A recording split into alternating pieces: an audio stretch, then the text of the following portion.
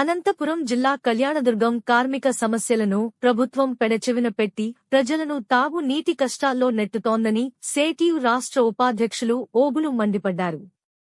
గత 10 రోజులుగా కళ్యాణదుర్గం తహసీల్దార్ కార్యాలయం వద్ద శ్రీరామిరెడ్డి, సత్యసాయి తాగునీటి పథకాల కార్మికులు చేస్తున్న నిరసనకు సేటియు రాష్ట్ర ఉపాధ్యక్షులు ఓబులు సంఘీభావం తెలిపారు.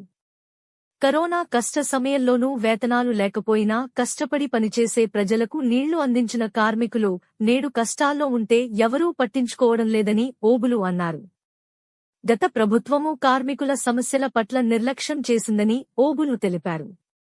ప్రస్తుత ప్రభుత్వము నిధులు విడుదల చేశామని పేపర్లో ప్రకటిస్తున్నప్పటికీ జిల్లా స్థాయి అధికారులు ఎందుకు పట్టించుకోవడం లేదని ప్రశ్నించారు.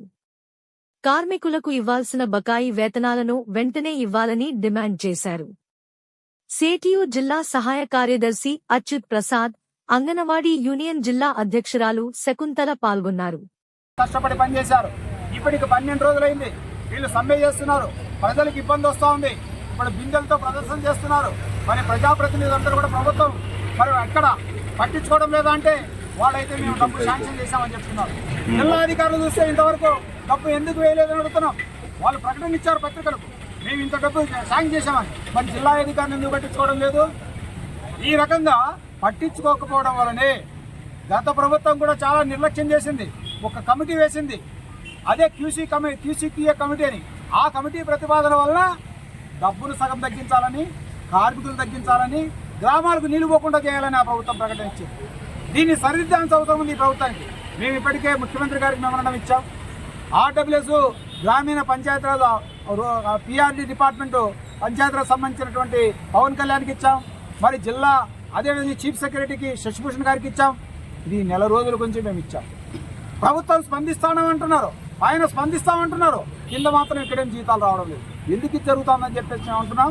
అందువల్లనే వారి జీతాలు, బకాయి వేతనాలు ఇవన్నీ వేసే వరకు కూడా మేము ఈ సమ్మె కొనసాగుతుంది. ప్రజలకు ఇబ్బంది కాకుండా చూసుకోవాల్సిన బాధ్యత ప్రభుత్వం ఉంది. ఈరోజు చాలామంది అక్కడ వరదలు వచ్చినాయి అంటున్నాం. అందరం బాధపడినాం. వరదలు వచ్చినాయి, మనమందరం కూడా సహాయం చేశాం.